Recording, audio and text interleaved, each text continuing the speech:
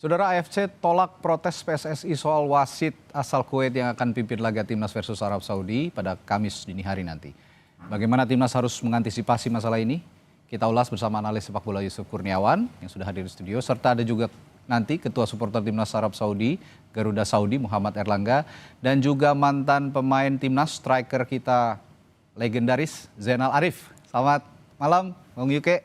Malam. Dan juga Kang Abo. Saya biasa manggilnya Bang Abo nih. Selamat malam, Ragi. Oke. Nanti juga akan bergabung Mas Erlangga sama kita. Saya ke Bung Yuke dulu kalau gitu. Ini ya kita tidak bisa menghindari wasit asal Kuwait yang sudah akhirnya ditolak protesnya oleh FIFA dan juga AFC. Tapi apa yang bisa kita lakukan sebenarnya dengan situasi seperti ini, Bung Yuke? Iya, ini kan sudah jadi pembahasan di mana-mana ya, Betul. naik ke permukaan. Saya kira si wasit juga sudah aware soal ini ya. Jadi alih-alih kita mempersoalkan netralitas dari wasit, sudah diputuskan oleh AFC, keberatan kita ditolak. Jadi sebaiknya kita fokus dengan plan kita aja. Jadi gini, wasit ini kan manusia juga ya, pasti dia juga punya rasa. Iya. Kan? Kalau belum apa-apa kita sudah a priori sama dia, apalagi itu juga diperlihatkan oleh para pemain, gesturnya di lapangan, Ya. itu malah membuat sentimentalnya muncul. Jadi kita harus bisa berdamai dengan keadaan, berkompromi dengan situasi. Ya. Kita ikutin style of play-nya wasit ini, quote on quote gitu ya. Misalnya ada momen-momen di mana yang kita pikir ini foul, oh ternyata di mata wasit itu nggak foul. Kita tahu tuh, oh berarti standarnya seperti ini. Ya, kalaupun ada protes nggak usah berlebihan lah ya, biasa nggak aja. usah Gitu. terlalu reaktif gitu ya. Karena itu akan jadi kontraproduktif. Akhirnya wasit akan terganggu juga, nggak nyaman juga. Alih-alih dia bisa bersikap netral, tegas gitu ya, tapi karena terus mendapatkan intimidasi dari provokasi dan kita terbawa dalam suasana itu, malah takutnya merugikan buat kita. Oke. Tapi kalau kita bisa ngikutin iramanya wasit, oh wasitnya kayak gini, kitanya paling quote on quote bisa ambil simpatinya wasit lah. Bahwa kita pemain yang tim yang bermain dengan fair play, kita respect gitu. Saya rasa dia juga akan tersentuh. Ya, ini masukan yang sangat baik sebenarnya. Tapi saya ingin tahu juga nih Bung Yuke, kalau kira-kira berdasarkan statistik kita pertandingan melawan tim-tim Timur Tengah dan dipimpin oleh wasit juga yang asal dari Timur Tengah. Kira-kira ada nggak data yang menunjukkan bahwa kita ini lebih banyak dinetralkan oleh posisi wasit atau lebih banyak dirugikan atau diuntungkan? Kayaknya enggak juga sih. Yang sering terdengar memang kita dirugikan. Sering terdengar. Jadi saya masih ingat ketika pas kita main lawan Arab Saudi di leg kedua di GBK ya. Itu kan wasitnya dari Asia Barat kalau tidak salah ya. Dari Asia Tengah, bukan wasit dari Arab. Itu fair, itu kelihatan memang objektif gitu. Kitanya nyaman, terus wasitnya juga memang secara jelas tidak menguntungkan siapapun gitu ya, nggak menguntungkan Arab juga, nggak menguntungkan kita juga. Jadi memang selalu ada traumatis yang pernah kita bawa dari laga-laga sebelumnya kalau kita ketemu tim-tim Arab. Tapi ya sudahlah, ini kan memang sudah kejadian ya, sudah diputuskan seperti ini ya, kita harus terima, tinggal kita fokus dengan planning kita aja, kita nggak usah terlalu pusing dengan tentang wasit. Bagaimana kalau kita punya kualitas yang bagus, kita punya kemampuan tampil lebih baik, ya niscaya kita yang akan lebih beruntung gitu. Fokus aja lah ya. Oke, tapi saya tetap akan tanyakan juga ke Bung Abo. Bung Abo, Anda dulu di Timnas Indonesia, saya yakin udah mungkin ratusan atau puluhan ratusan kali bahkan ketemu tim-tim dengan gaya permainannya Timur Tengah, dan plus mungkin juga ada situasi di mana Anda saat menghadapi pertandingan melawan tim Timur Tengah dipimpin oleh wasit yang juga asal Timur Tengah. Ada pengalaman soal ini, bisa diceritakan, Bung Abo?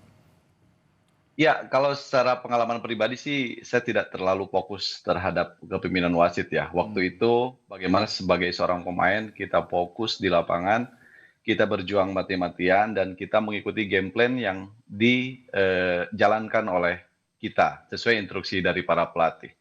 Sejauh ini sih saya berharap para pemain kita seperti yang disampaikan oleh Bung Yuke terkait masalah wasit, kita ambil simpatinya wasit. Ya betul, lebih baik kita fokus aja di lapangan, jangan terlalu berpikiran masalah wasit.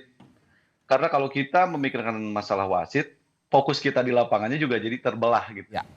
Nah, yang paling utama, tujuan kita kan ke sana bermain. Tujuan kita ke sana untuk bisa membuat sejarah. Seandainya ini kita lakukan, ini kan akan menjadi tonggak sejarah ya bagi kita. Ya, Dengan catatan ya itu tadi gitu. Masalah wasit jangan terlalu dipikirkan. Siapapun yang memimpin, ini kan sorotan dunia terhadap pertandingan ini tuh kan Besar. akan besar sekali, betul. terlihat besar Hmm. sekali gitu. Kalaupun misalkan ada hal-hal yang tidak diinginkan, hal-hal ada sedikit cheating lah gitu ya, itu pasti ketahuan gitu kan. Nah, Oke. sebaiknya kita kembali lagi, fokus aja di lapangan, bermain semaksimal mungkin, jalankan game plan yang diharapkan oleh PK, dan saya yakin dan saya masih punya keyakinan bahwa Ya. optimisme itu akan bisa kita lakukan bersama.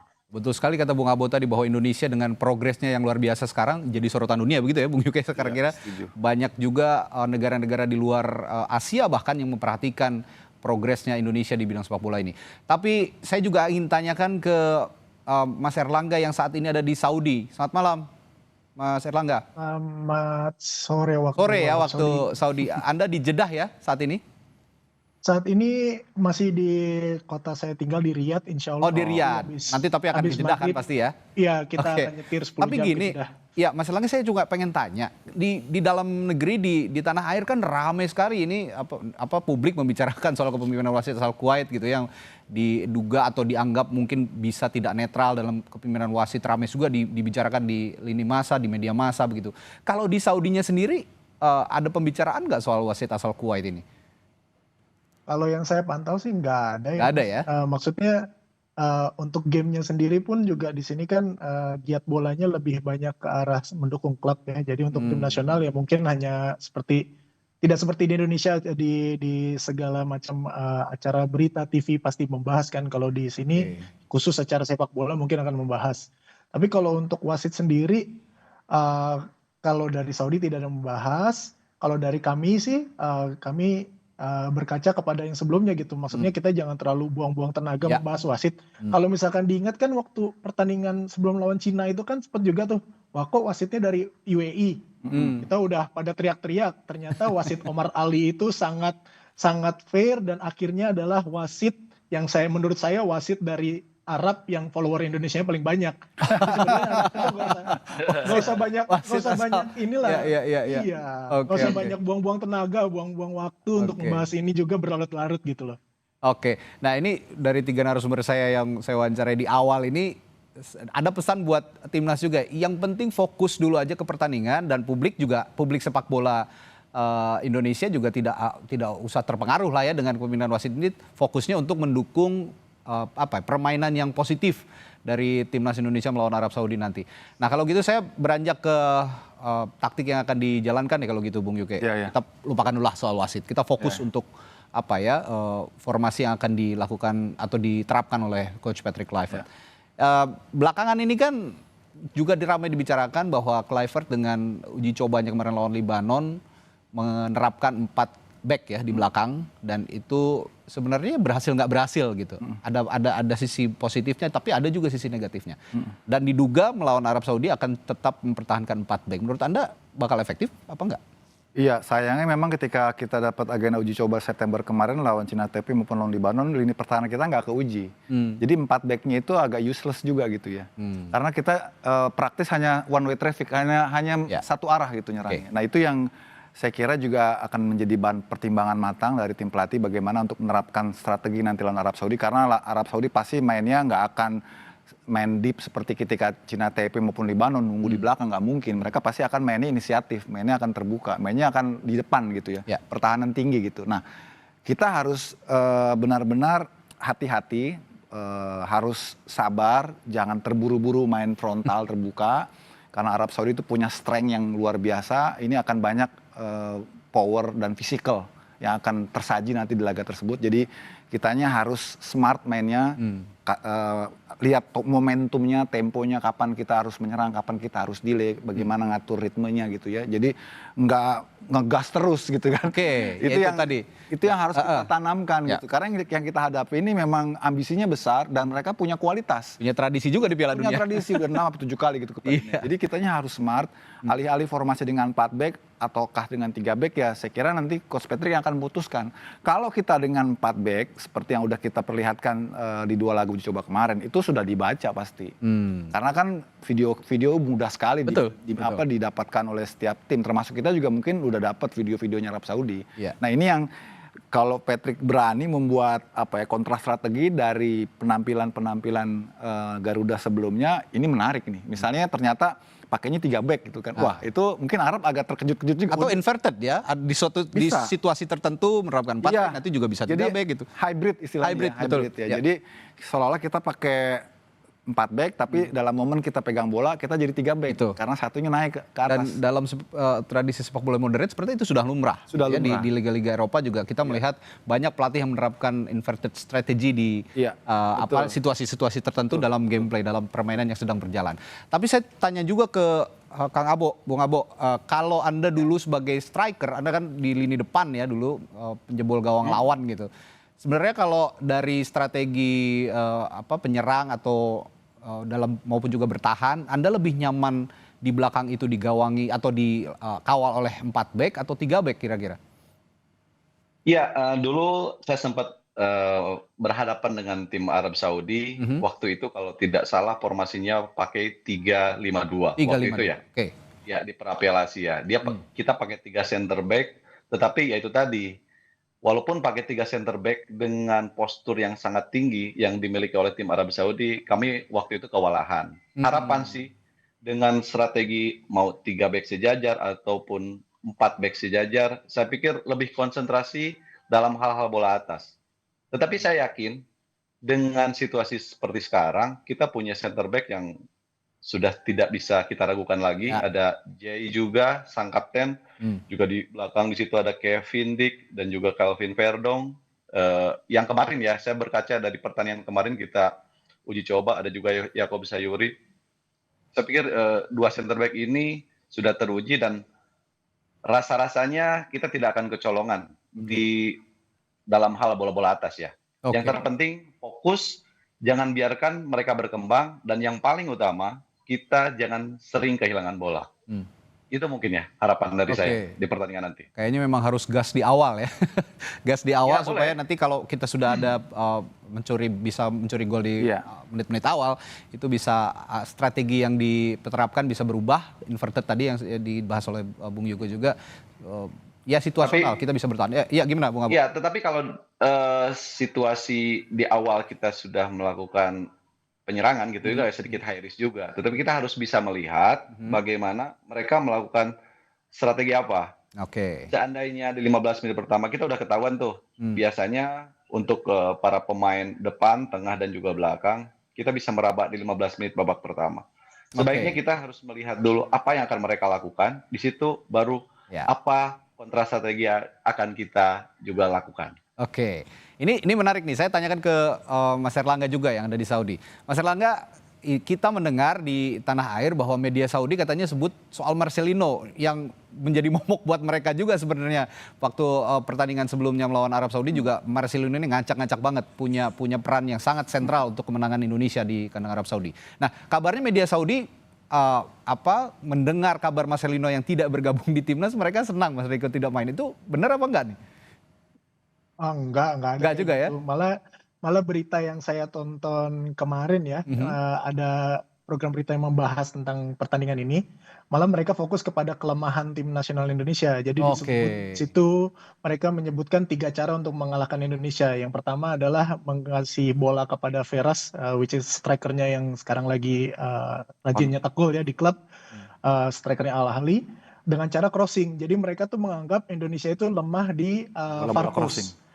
Bola-bola crossing di far post, itu yang mereka sebutkan. Jadi kalau yang saya lihat dari analisanya pundit-pundit yang ada di Saudi adalah mereka akan mencoba mengincar seperti itu. Mereka menganalisa beberapa pertandingan Indonesia yang terakhir, bukan hanya pertandingan persahabatan kemarin aja. Nah ini juga sepertinya harus juga dicontek, didengar oleh staf kepelatihannya timnas supaya juga bisa diantisipasi.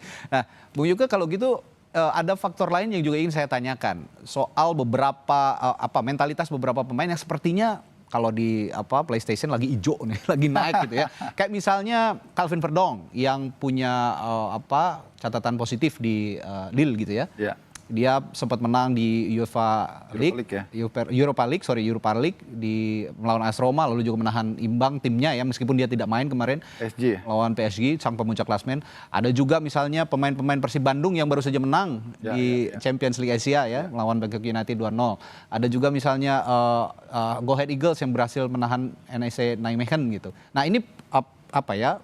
Tim-tim yang positif hasilnya dan yang memengaruhi juga mentalitas para pemain timnas ini apakah juga akan tercermin nanti di pertandingan melawan Arab Saudi? Saya akan tanyakan itu, Bung Yuga, setelah jeda sesaat lagi di Sapa Indonesia Melawan Total bersama kami.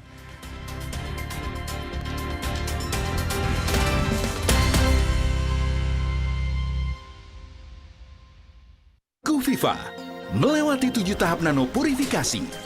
Menjaga dan memastikan setiap tetesnya mengandung mineral baik yang diperlukan tubuh.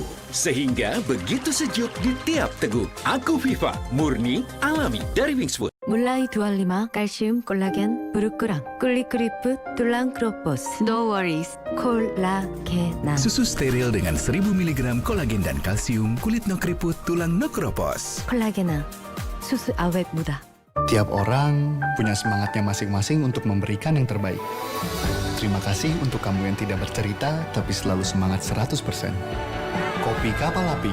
Jelas lebih enak.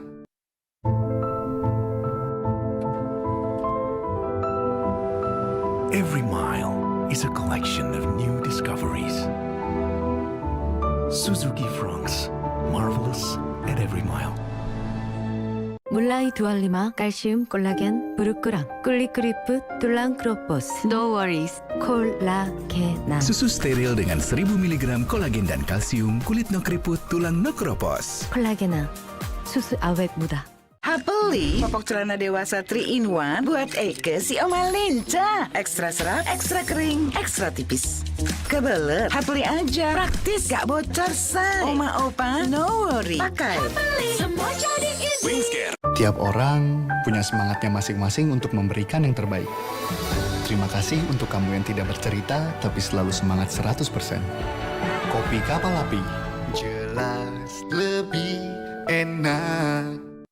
Pusing, kejar setoran. Yang penting kerja halal. Freshcare dong, halal. Capek kena PHP? Pilih yang pasti-pasti aja. Freshcare, pasti aromanya, pasti fresh hangatnya. Freshcare, hangatnya selalu bikin fresh. Bertahun-tahun, Hotin Cream telah jadi teman harian. Bantu redakan pegal akibat kerjaan dan saat jalan-jalan, serta nyeri otot, olahragawan. Balur Hotin, panasnya mijit, hotnya in sampai ke dalam. Gak lengket, tanpa bekas. Hotin Cream. Mulai 25 kalsium, 콜라겐, 부르크랑, 꿀리크리프, 툴랑 크로포스. No worries, 콜라겐. Susu steril dengan 1000 mg kolagen dan kalsium, kulit no keriput, tulang no keropos. 콜라겐아, 수수 awet muda.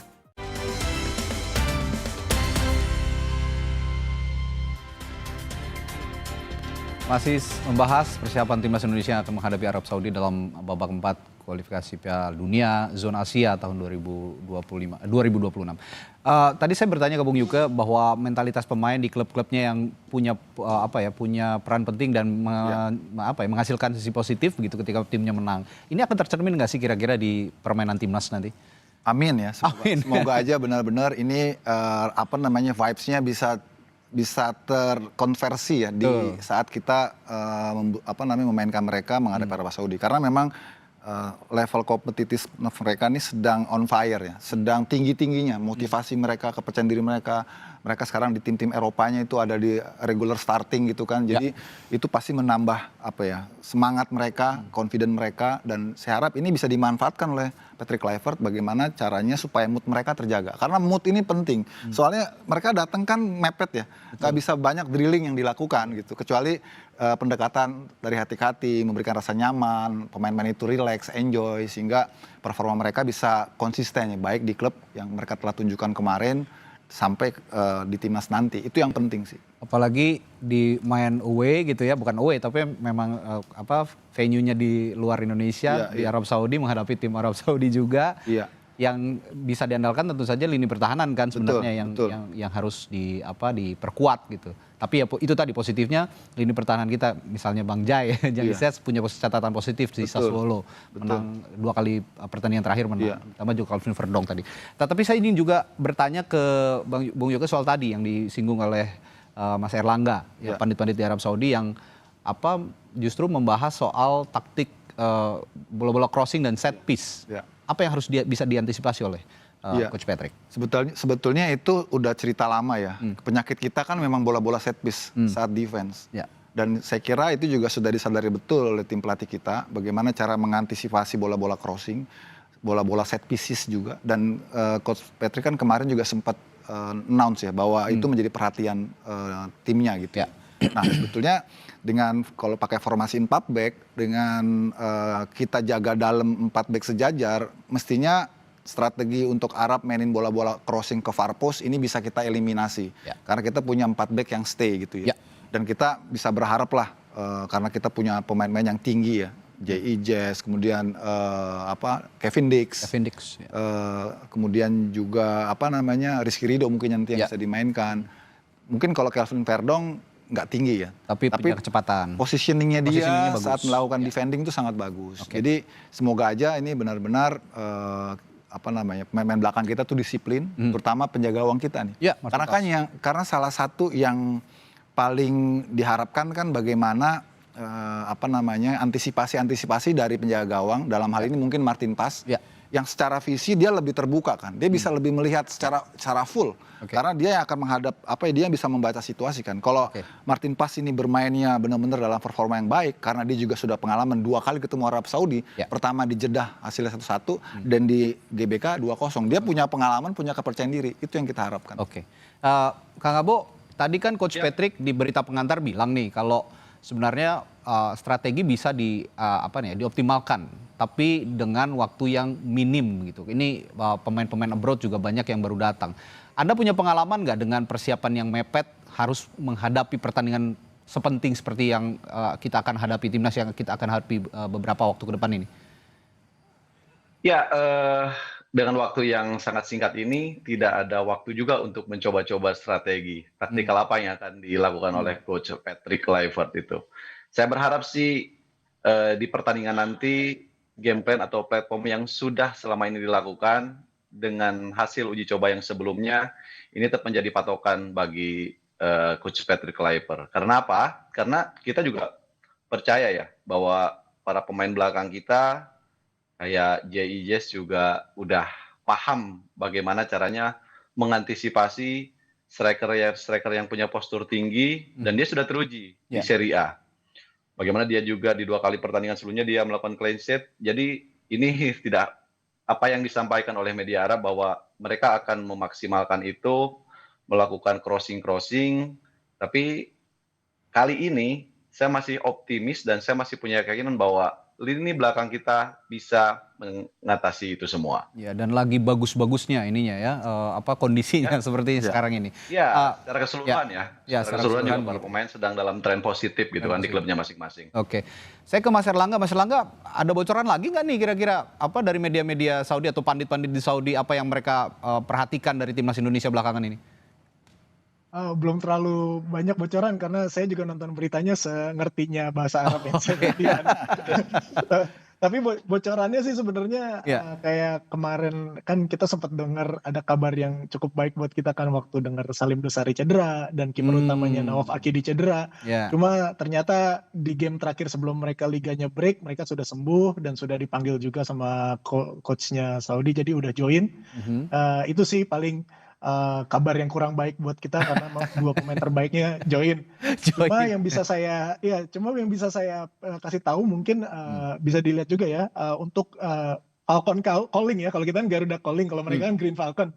Falcon Calling-nya itu sekarang banyak pemain yang di usianya 20-an, Mas. Jadi nama-nama pemain besar yang dulu kita lihat kayak seperti pertandingan sebelumnya seperti Ali Bulaihi dan kawan-kawan itu banyak yang tidak dipanggil. Sekarang banyak yang dipanggil jebolan dari U23 yang memang notabene mereka di liga tuh menit bermainnya banyak. Jadi nggak seperti tren sebelumnya di mana yang dipanggil nama besar ya. Mereka cadangan di klub tapi dipanggil karena nama besar. Yang sekarang ini saya lihat seperti Musab itu number 10-nya sangat bagus di Qadasiyah FC kan. Sebelumnya dia main tahun lalu di Al Shabab dan Al Hilal.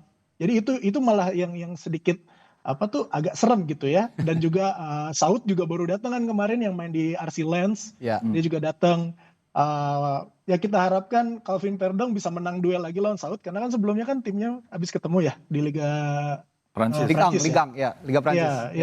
Ya kan Calvin kalau nggak salah timnya menang ya kan lawan timnya betul. Saud kan. Ya jadi mudah-mudahan itu kebawa tren positifnya Verdong bisa nutup Saud lagi karena jujur aja kalau saya lihat sebagai fans sepak bola Liga Saudi, Saud itu pemain terbaik, lebih baik daripada Salim Dosari, pemain lokal Saudi. Oke, menarik kalau begitu saya tanyakan juga di kamu UK. Head to head antara Verdong dan Saud di Liga Perancis di Ligue 1 akan juga tercermin di pertandingan nanti kira-kira? Ya paling tidak sudah ada pengalamannya dari Kevin Verdong bagaimana cara ngatasin Saud, tapi kita tidak tahu persis ya, kita hanya bisa menduga-duga. Yang jelas kita fokus dengan pemain-pemain kita dan kita percaya bahwa levelnya Verdong dengan pengalaman yang dia miliki harusnya dia sudah confident untuk bisa menyiasati siapapun pemain-pemain dari striker Arab maupun flank-flank khususnya di sisi kanan ya, karena kan Kevin Verdong kan banyak beroperasi di kiri. Cuman yang menarik kalau kita lihat dari formasi belakang ini, Dean James dan Calvin Verdong nih kelihatan sudah nyaman dengan formasi 4 back karena di klub masing-masing mereka dimainkan sebagai fullback kiri.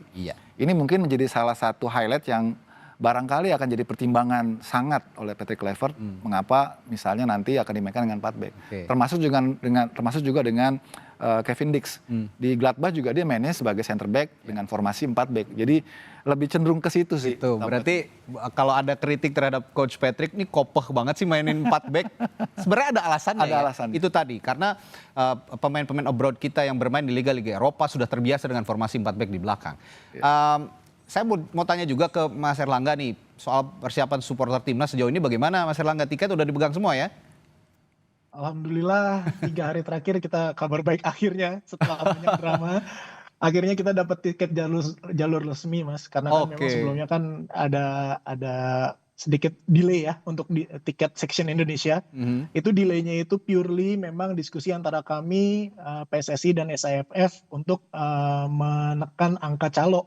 Jadi di sini tuh budaya calo di Indonesia tuh dibawa-bawa sama teman-teman kita negara Indonesia di Arab, sangat disayangkan sekali.